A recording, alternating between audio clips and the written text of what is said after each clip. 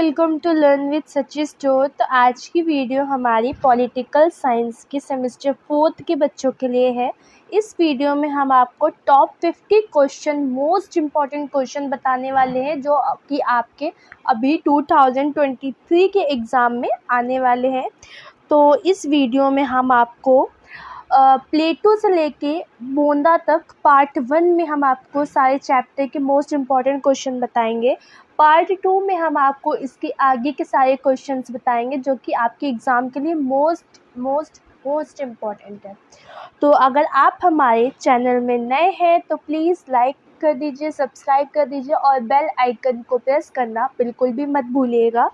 तो इस वीडियो में हम आपको सारे इम्पॉर्टेंट क्वेश्चन बताने वाले हैं। तो आइए जल्दी से शुरू करते हैं अपने इस वीडियो को। तो यहाँ पर हमारा फर्स्ट क्वेश्चन है, रिपब्लिक किसकी महत्वपूर्ण कृति है? तो रिपब्लिक हमारी प्लेटो की महत्वपूर्ण कृति है। तो यहाँ पर हमारा दूसरा क्वेश्चन है, शासक वर्ग में दार्शनिकों का गुण विकसित करने के लिए प्लेटो ने किस व्यवस्था को माध्यम बनाया है? तो यहाँ पर हमारे प्लेटो ने शिक्षा और साम्यवादी व्यवस्था को माध्यम बनाया है। प्लेटो के अनुसार न्याय की व्याख्या क्या है? प्लेटो के अनुसार अपनी योग्यता एवं क्षमतानुसार राज्य अथवा समाज द्वारा निर्धारित कर्तव्यों का पालन ही न्याय है। प्लेटो की मृत्यु कब हुई? ये भी मोस्ट इम्पॉर्टेंट क्वेश्चन है आपका, इसको पॉइंट कर लीजिएगा। तो प्लेटो की मृत्यु हमारी 347 ईसा पूर्व में हुई। प्लेटो ने अपनी किस पुस्तक में न्याय संबंधी अवधारणा को प्रस्तुत किया? तो प्लेटो ने अपनी पुस्तक द रिपब्लिक, ये बहुत ज़्यादा क्वेश्चंस में पूछा गया क्वेश्चन है तो इसे भी आप मोस्ट इम्पॉर्टेंट में डालिएगा। तो ये हमारा द रिपब्लिक, ये बहुत ज़्यादा बार पूछा गया है तो आप इसको पॉइंट कर लीजिएगा। फिर है हमारा, प्लेटो के अनुसार राज्य के 3 वर्ग कौन कौन से हैं? तो प्लेटो के अनुसार कृषक वर्ग तथा उत्पादक वर्ग, फिर है हमारा सैनिक वर्ग एंड तीसरा है हमारा शासक वर्ग। आगे इसी तरह से हमारे क्वेश्चन है, प्लेटो का जन्म कब हुआ? तो प्लेटो का जन्म 428 ईसा पूर्व एथेंस नगर में हुआ। प्लेटो के माता पिता कौन थे? प्लेटो के माता पिता एरिस्टन तथा माता का नाम परिवित्यानी था। राजनीतिक दर्शन के इतिहास में प्लेटो किस नाम से विख्यात है? तो ये है हमारे अफलातून। प्लेटो का गुरु कौन था? तो प्लेटो के जो गुरु थे वो सुकरात थे। ये भी आपका मोस्ट इम्पॉर्टेंट पॉइंट है, मोस्ट इम्पॉर्टेंट क्वेश्चन है। प्लेटो के ग्रंथों का नाम लिखिए। The Republic, the statesman, the lounge. इसमें आपको ऑप्शन दे देगा और आपको कोई भी एक इसमें उठा के दे सकता है क्वेश्चन और आपको बताना होगा कि इनके ग्रंथ कौन हैं। या फिर ग्रंथ दे देगा और ये पूछ लेगा कि इसके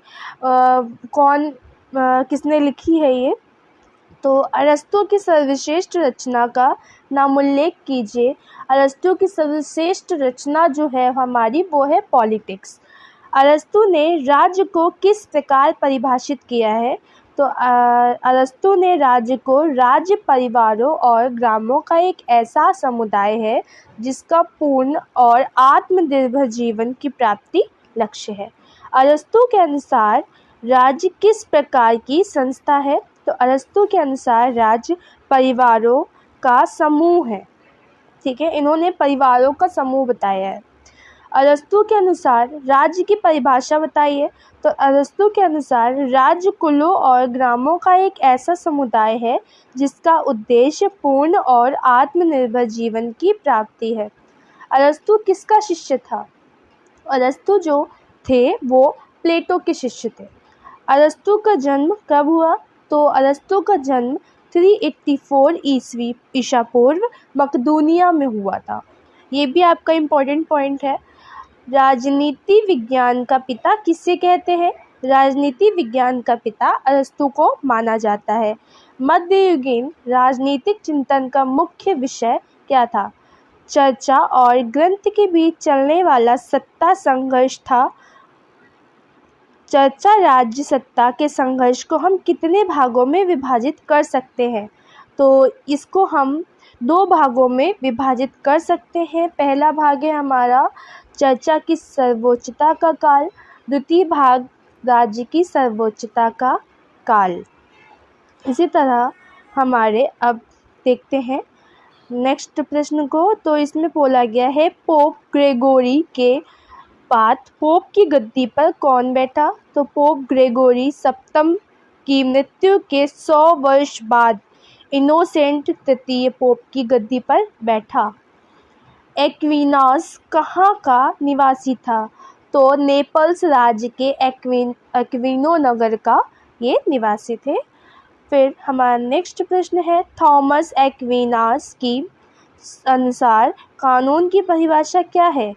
तो इनके अनुसार कानून विवेक से प्रेरित और लोक कल्याण के लिए उस व्यक्ति द्वारा जारी किया गया आदेश है जिस व्यक्ति पर समुदाय की व्यवस्था का भार होता है। हमारा दूसरा प्रश्न है राज्य के नियम किसकी कृति है? तो ये हमारी एक्विनास की कृति है। तो एक्विनास के अनुसार व्यक्ति का स्वभाव कैसा है? एक्विनास के अनुसार व्यक्ति का स्वभाव राजनीतिक एवं सामाजिक होता है। एक्विनास की मृत्यु कब हुई? तो ये हुई हमारी 1274 ईस्वी में। तो एक्विनास के अनुसार कानून कितने प्रकार का होना चाहिए? एक्विनास के अनुसार कानून 4 प्रकार का होना चाहिए। शाश्वत कानून, प्राकृतिक कानून, मानवीय कानून एंड लास्ट हमारा है दैवीय कानून। संत ऑगस्टाइन के अनुसार विचार बताइए। तो संत ऑगस्टाइन के राजनीतिक विचार निम्न है: राज्य संबंधी विचार, दासता संबंधी विचार एंड संपत्ति संबंधी विचार, मानव स्वभाव संबंधी विचार। सिसरो का जन्म कब और कहाँ हुआ था? सिसरो का जन्म हमारा 106 ईसा पूर्व में रोम के मध्यम श्रेणी परिवार में हुआ था। सिसरो का निधन कब हुआ था? सिसरो का निधन 43 ईसा पूर्व में अभियोग लगाकर प्राणदंड दिया गया था, उन्हें प्राणदंड दिया गया था। एंड सिसरो की रचनाओं के नाम, ये भी आपका मोस्ट इम्पॉर्टेंट पॉइंट है। तो इनकी रचनाएं थी De Republic, De Legibus, De Officiis. कानून के संबंध में सिसरो के क्या विचार हैं? तो इनके कुछ विचार हैं, जिसमें पहला विचार है वह शाश्वत एवं अपरिवर्तनीय प्राकृतिक कानून में विश्वास रखता है। दूसरा है प्राकृतिक कानून ईश्वरीय वस्तु है। तीसरा है यह सार्वभौमिक, सर्वदेशी एवं सर्वकालिक है। चौथा विचार है हमारा प्राकृतिक कानून राज्य निर्मित कानून से श्रेष्ठ है। इसी तरह हमारे कुछ और क्वेश्चन है, सिसरो ने कानून के कितने प्रकार बताए हैं? तो सिसरो ने कानून के 2 प्रकार बताए हैं। पहला प्रकार है हमारा प्राकृतिक कानून, दूसरा प्रकार है हमारा राज्य निर्मित कानून। सिसरो के अनुसार राज्य के कितने रूप हैं? सिसरो के अनुसार राज्य के 3 रूप हैं। कौन कौन से हैं? राजतंत्र, कुलीन तंत्र, प्रजातंत्र। ये भी आपका बहुत इम्पोर्टेंट पॉइंट है। इसी प्रकार हमारा अगला प्रश्न है मैकियावेली किस युग की देन था? तो मैकियावेली हमारे पुनर्जागरण युग का देन था। पुनर्जागरण काल में मैकियावेली के लक्ष्य को स्पष्ट कीजिए। वह इटली को संगठित कर शक्तिशाली बनाना चाहता था। इटली के एकीकरण का घोर पक्षपाती था वो।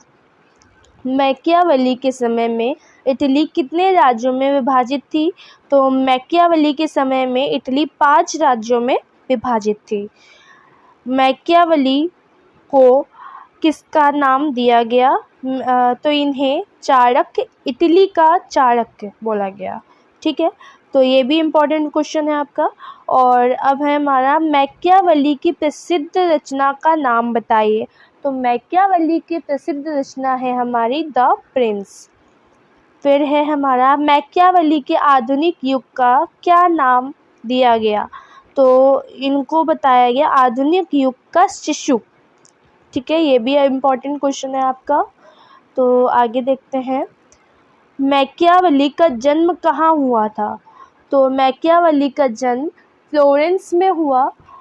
फिर हमारा अगला प्रश्न है, मैकियावेली का जन्म कौन से काल में हुआ? तो मैकियावेली का जन्म पुनर्जागरण काल में हुआ। हमारा अगला प्रश्न है, जेन बोधा का जन्म फ्रांस के किस नगर में हुआ था? तो एंजर्स नगर में जेन बोधा का जन्म हुआ। हमारा अगला क्वेश्चन है, बोधा के अनुसार संप्रभुता को परिभाषित कीजिए। तो इनके अनुसार संप्रभुता नागरिकों और प्रजाजन पर ऐसी सर्वोच्चता शक्ति है जिसे विधि द्वारा मर्यादित नहीं किया जा सकता। फिर हमारा अगला प्रश्न है, नागरिकता के सिद्धांत का प्रतिपादन किसने किया? तो नागरिकता के सिद्धांत का प्रतिपादन जीन बोधा ने किया। तो अगला प्रश्न है हमारा, बोधा का जन्म कहाँ हुआ या कब हुआ? तो इनका जन्म हुआ था 1530 ईस्वी में। हमारा अगला प्रश्न है, बोधा की प्रसिद्धि के क्या कारण हैं? तो प्रभु सत्ता के सिद्धांत का सर्वप्रथम उल्लेख इन्होंने किया था, जिसके कारण यह प्रसिद्ध हुए थे। तो हमारा नेक्स्ट प्रश्न है, बोधा के जीवन काल में राजनीतिक चिंतन के कौन कौन से वर्ग थे? तो इसमें 2 वर्ग थे। पहला वर्ग था इनका मोनाकोमेक्स और दूसरा वर्ग था पॉलिटिक्स। हमारा अगला प्रश्न है, बोधा किस पार्लियामेंट का सदस्य रहा? तो ये स्टेट्स जनरल पार्लियामेंट के सदस्य रहे थे। हमारा आखिरी एवं अंतिम प्रश्न है, बोधा ने किस विश्वविद्यालय से शिक्षा ग्रहण की? तो इन्होंने टोल्यूज़ विश्वविद्यालय से शिक्षा ग्रहण की थी। तो अगर आपको इसी तरह से और भी चैप्टर के क्वेश्चंस चाहिए तो हमारे साथ बने रहिएगा। And thanks for watching.